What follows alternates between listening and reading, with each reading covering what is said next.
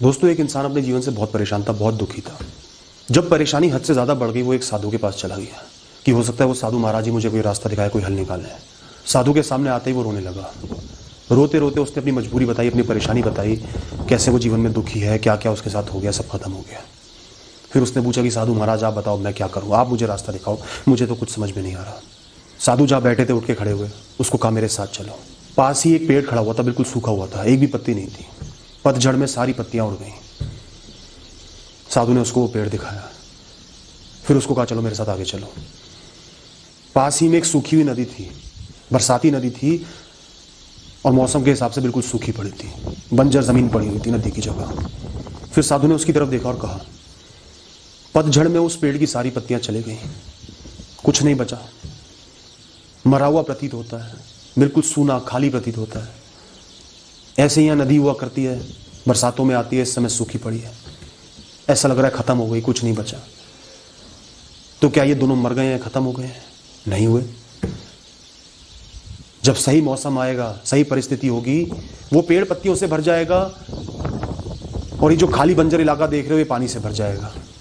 बेटा, इस प्रकृति की सभी चीजों को, इंसानों को, जीव जंतुओं को, जानवरों को, नदियों को, पेड़ों को, सबको भगवान ने ऐसा बनाया है कि वो बड़े से बड़े नुकसान की भरपाई करके दोबारा सही रास्ते पर आ सकते हैं, दोबारा सही हो सकते हैं, दोबारा अपना जीवन जी सकते हैं। जब तक कोई भी प्राणी जीवित है, कोई भी जीव जंतु जीवित है, जब तक उनके अंदर जान है, उनको ये क्षमता, ये ताकत दी गई है कि वो अपनी परिस्थितियों को सही कर पाए, उनके लिए कुछ कर पाए, आगे बढ़ पाए, फंसे ना। मृत्यु के बाद कुछ नहीं हो सकता। वो इंसान, वो जीव, वो चीज बेकार हो जाती है, खत्म हो जाती है, उसकी कोई वैल्यू नहीं है। लेकिन मृत्यु से पहले हर नुकसान की भरपाई हो सकती है। तुम इस प्रकृति से अलग नहीं हो, तुम भी इसी का एक हिस्सा हो।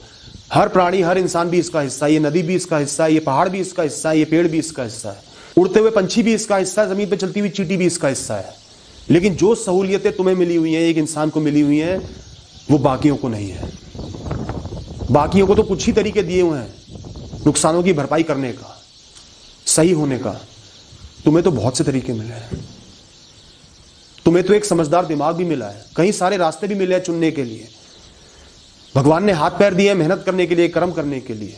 बचपन से अब तक का अनुभव मिला है, ज्ञान मिला है, फैसले करने के लिए, सही फैसले लेने के लिए, राह चुनने के लिए। इतनी ताकत मिली है कि तुम प्रकृति की बाकी चीजों को कंट्रोल कर पाओ, उनका सहारा ले पाओ। वो तो तुम्हारा सहारा नहीं ले सकती, तुम उनका सहारा ले सकते हो। हर इंसान को ये बहुत सारी सहूलियतें मिली हैं जिनसे उसका मुसीबतों में घिरे होने के बाद भी आगे बढ़ना बहुत आसान हो जाता है। आसान नहीं होता तो भी रास्ता जरूर मिल जाता है, लेकिन इन सहूलियतों के साथ एक बहुत बड़ी परेशानी मिली है। जो सहूलियत थी वही परेशानी है, तुम्हारा समझदार दिमाग, जो सोच की गहराइयों में गोते लगा सकता है। सिर्फ सोच में एक इंसान की इतनी शक्ति होती है कि वो उसको कर्मों के रास्ते से भटका देती है, निढाल कर देती है, हाथ पैर चलाना बंद कर देती है, दिमाग ही चलाना बंद कर देती है। किसी कोने में पड़ा हुआ रोते रहता है कि मेरा कुछ नहीं हो सकता। ये सोच ही उसको यकीन दिलाती है कि तेरा कुछ नहीं हो सकता, जबकि सब कुछ हो सकता है, आगे बढ़ सकता है। लेकिन सोच उसके आगे पर्दा डाल देती है, उसकी आंखों के सामने, कि कुछ नहीं हो सकता। तुम बताओ, तुम्हारे साथ बहुत बुरा हुआ, क्या तुम आगे नहीं बढ़ सकते? क्या तुम प्रयास नहीं कर सकते, कोशिश नहीं कर सकते? कुछ तो कर सकते हो या नहीं कर सकते? उसने जवाब दिया, हाँ महाराज मैं कुछ कर सकता हूं, लेकिन मैं बहुत परेशान हूं, अपने ऊपर से विश्वास उठ गया। यही तुम्हारे ऊपर से विश्वास नहीं उठा है, तुम्हारी सोच ने तुम्हारा खुद पर से विश्वास उठा दिया है। इंसान की सोच इतनी ताकतवर बन जाती है कि वो उसको जीते जी मृत कर देती है। इंसान की सोच पर उसकी बुद्धि का बस होना चाहिए, लेकिन ये सोच इतनी ताकतवर हो जाती है कि उसकी बुद्धि पर, उसके मन पर, उसके शरीर पर कब्जा कर लेती है। उसने तुम्हारे दिमाग को बंद कर दिया है, यकीन दिला दिया है, बार बार एक ही ख्याल को ला ला के, परेशानी को आगे ला ला के, दिखा दिखा के तुम्हें यकीन दिला दिया है कि तुम कुछ नहीं कर सकते, सब खत्म।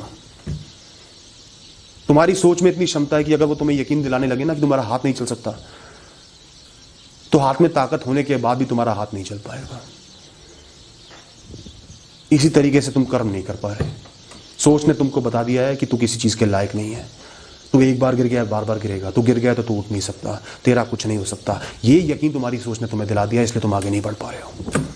तुम्हारा हल यही है कि अपनी सोच को बंद कर दो, कुछ समय के लिए सोचना बंद कर दो। कुछ नहीं सोचना, सिर्फ कर्म करने हैं, कोशिश करनी है। गिरे हो तो उठना है, आगे बढ़ना है, चाहे कितने ही धीरे आगे बढ़ो, कितने ही आराम से आगे बढ़ो, आगे बढ़ना है।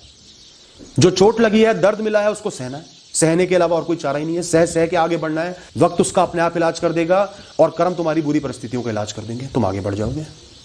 यही तरीका मेरा है, यही तरीका भगवान का है, यही तरीका प्रकृति का है।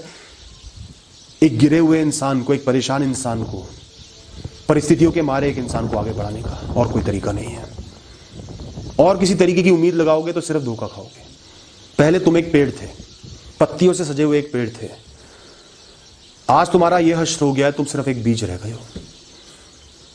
उस पेड़ को मत देखो जो कभी हुआ करता था। आज तुम वो नहीं हो। आज में देखो तुम एक बीज हो, लेकिन एक अच्छे बीज हो, एक ज्ञानी बीज हो, जिसमें ज्ञान है कि पेड़ कैसे बना जाता है, जिसमें ज्ञान है कि परिस्थितियों का सामना कैसे करना है। तो तुम बहुत आसानी से पेड़ बन जाओगे, बशर्ते कि अपने आप को बीज समझ के दोबारा वो यात्रा चालू करो। बस बेटा इतना ही कहूंगा, घर जाओ, कर्म पे लग जाओ। साधु की ये बातें सुन के मकड़ी का जो एक जाला उसके दिमाग में लग गया था, उसके जीवन में लग गया था, उसको फंसा के रख दिया था, वो हट गया और वो इंसान अपनी बुरी परिस्थितियों से आगे बढ़ गया। थैंक यू दोस्तों। आपका कीमती समय देकर वीडियो देखने के लिए आपका दिल से धन्यवाद। Thank you so much. आप इस चैनल पर नए हो तो सब्सक्राइब कीजिए, वीडियो को शेयर कीजिए, लाइक कीजिए, कमेंट कीजिए। Thank you so much.